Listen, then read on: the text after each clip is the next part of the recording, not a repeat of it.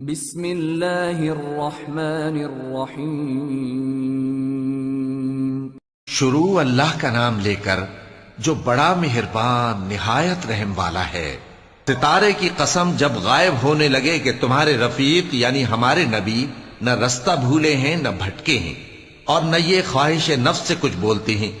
یہ قرآن تو ایک وحی ہے جو ان کی طرف بھیجی جاتی ہے۔ ان کو نہایت قوت والے نے سکھایا یعنی جبرائیل نے جو طاقتور ہیں۔ پھر وہ پوری طرح بیٹھے جبکہ وہ آسمان کے اونچے کنارے پر تھے، پھر وہ قریب ہوئے، پھر مزید نیچے آ گئے تو وہ 2 کمان کے فاصلے پر ہو گئے یا اس سے بھی کم۔ پھر اللہ نے اپنے بندے کی طرف جو حکم بھیجا سو بھیجا۔ جو کچھ انہوں نے دیکھا ان کے دل نے اس کو جھوٹ نہ جانا۔ کیا جو کچھ وہ دیکھتے ہیں تم اس میں ان سے جھگڑتے ہو؟ اور انہوں نے اس کو یعنی جبرائیل کو ایک اور بار بھی اترتے دیکھا ہے سدرۃ المنتہا کے پاس۔ اسی کے پاس ہمیشہ رہنے کی بہشت ہے، جبکہ اس بیری پر چھا رہا تھا جو چھا رہا تھا۔ ان کی آنکھ نہ تو اور طرف مائل ہوئی اور نہ حد سے آگے بڑھی۔ انہوں نے اپنے پروردگار کی قدرت کی بہت ہی بڑی بڑی نشانیاں دیکھی۔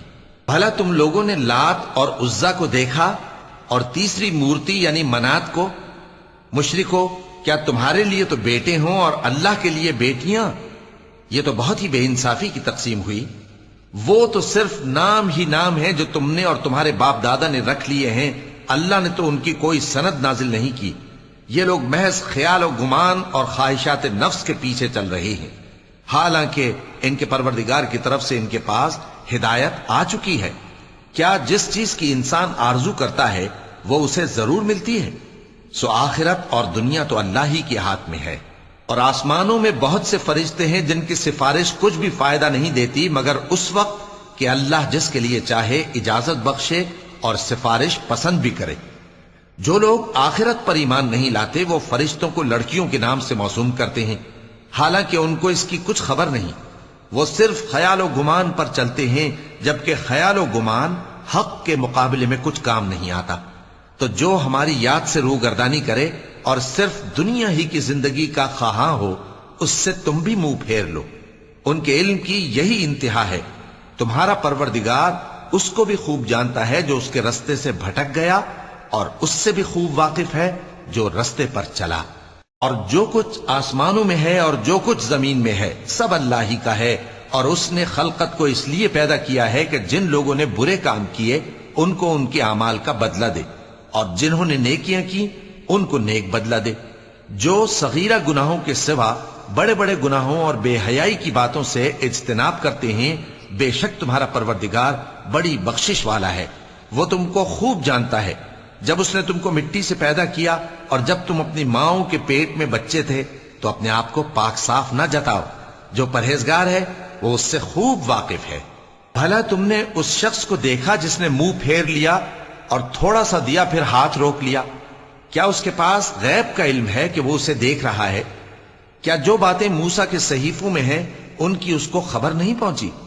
اور ابراہیم کے صحیفوں کی جنہوں نے حق اطاعت اور رسالت پورا کیا وہ یہ کہ کوئی شخص دوسرے کے گناہ کا بوجھ نہیں اٹھائے گا، اور یہ کہ انسان کو وہی ملتا ہے جس کے لیے وہ محنت کرتا ہے، اور یہ کہ اس کی محنت کا جائزہ لیا جائے گا، پھر اس کو اس کا پورا پورا بدلہ دیا جائے گا، اور یہ کہ تمہارے پروردگار ہی کے پاس پہنچنا ہے، اور یہ کہ وہی دونوں جوڑے یعنی نر اور مادہ پیدا کرتا ہے یعنی نطفے سے جو رحم میں ڈالا جاتا ہے، اور یہ کہ قیامت کو دوبارہ اٹھانا اسی کا ذمہ ہے، اور یہ کہ وہی دولت مند بناتا اور وہی مفلس کرتا ہے، اور یہ کہ وہی شیرا نامی تارے کا بھی مالک ہے، اور یہ کہ اسی نے عاد اول کو ہلاک کر ڈالا اور سمود کو بھی، غرض کسی کو باقی نہ چھوڑا، اور ان سے پہلے قوم نوح کو بھی۔ کچھ شک نہیں کہ وہ لوگ بڑے ہی ظالم اور بڑے ہی سرکش تھے، اور اسی نے الٹی ہوئی بستیوں کو دے پٹکا، پھر ان پر جو چیز چھا گئی سو چھا گئی۔ تو اے انسان، تو اپنے پروردگار کی کون کون سی نعمت پر جھگڑے گا؟ یہ پیغمبر بھی پہلے کے خبردار کرنے والوں میں سے ایک خبردار کرنے والے ہیں۔ آنے والی یعنی قیامت قریب آ پہنچی، اس دن کی تکلیفوں کو اللہ کے سوا کوئی دور نہیں کر سکے گا۔ اے کافرو، کیا تم اس کلام پر تعجب کرتے ہو اور ہنستے ہو اور روتے نہیں؟